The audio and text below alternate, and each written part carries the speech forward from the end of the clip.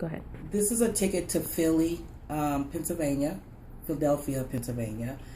These tickets here, the coupons, these are coupons. You don't need to focus on the coupons. This is what the drivers will pull at the line when they're boarding the bus.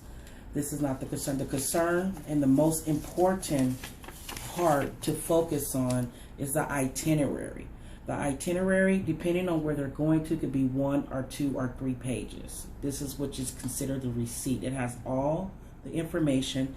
It has the arrivals, which you can see right here where it says arrivals. It has the layovers, and it has the departure times.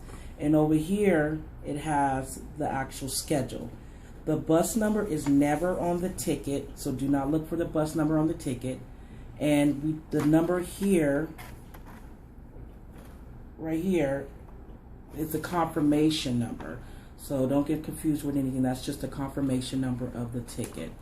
Here it says GLI, but sometimes you might get a different 3-digit letter, which is just another bus company that we interline with. So don't get confused. It's just a different bus line that we interline with. But none of that has to... Nothing matters to you guys as far as that is concerned, so don't get confused or scarce on that matter. Here, this gentleman is going to Philly. So, like I was saying, you want to maybe put it down on the desk? Like I was saying is that this is where the passenger is going to start. This is the departure time where it says 10 a.m. and the date, and then this is the schedule number. When you see this number here change to a different number, that means that that passenger will transfer there. If you see another schedule number, that means that passenger changes again. And then if you see here on the second page, this passenger has 4 bus changes.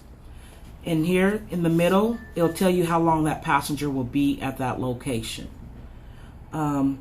Always have the passenger at the main stations go to the ticket counter to get additional information so they'll know what door they're going to go to. If they're going to continue to Los Angeles or continue to Dallas, they'll get a reboarding pass. The reboarding pass is a 3-digit it's a little piece of paper with 3 digits at the bottom. So the driver will give them that if they are reboarders. This reboarding pass, when they get to El Paso or Dallas, will get them back on the bus before the people that start there in El Paso. But keep in mind, still have the passenger go to the ticket counter to get additional information as far as the door, so they won't get directed to the wrong place. Tell them, do not ask the driver all the time, to ask the ticket counter, so it's no confusion.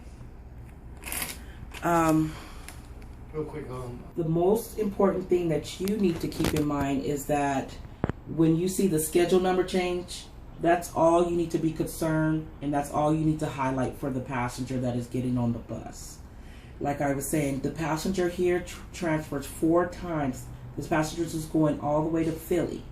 Soon as you see the number change, highlight that number and then tell them how long the layover is. The focus is not on anything else, just on these 2 portions of this ticket. Do not get them confused by explaining the additional tickets. Those are for the driver's usage. They're their coupons that they have to put in their envelope. They will make additional stops. Like on this schedule, this is the 10 o'clock express schedule. This schedule, before it gets to El Paso, stops in Lordsburg. Lordsburg is a meal stop. They're there for 30 minutes. So that's for the driver to have his break, and that's for the passengers to have theirs. They will continue on that bus. It won't be a switch. They just need to know that they need to continue back on that bus to continue on to El Paso. El Paso then will sometimes switch the bus out, but then they'll let them know that information when they call the boarding number. They'll tell them to take their belongings when they get to their departure. As soon as they get off the bus, they'll tell them to take their belongings if they're going to switch buses. So they'll already know before getting inside the terminal. But they still will get called by the reboarding pass that I showed you here, the 3-digit number. But still be advised to go to the ticket counter for no confusions, to have no confusion. They sometimes are there in El Paso for an hour. That's for them to fuel and service the bus. That means to clean the bus, dump the bus, and put fuel in there. So just keep in mind there is additional stops that they might be there for an hour or so, but that means that they'll still continue on to Dallas with the same reboarding pass number. If they're going to switch in Dallas, that means that they will not get a reboarding pass unless that schedule is continuing on, and they're continuing on that same schedule with that bus. But Okay, so just to clarify, they only get a reboarding pass. if they're continuing on that schedule. Okay. If the schedule has to say they are going to change buses in El Paso, the driver will not give them a reboarding pass. They will need to go to the ticket counter to ask them what door does their schedule go out of. A lot of times if you go into San Antonio or Houston, you'll change in El Paso to take a different bus. And then they won't get a reboarding pass. Okay. Okay?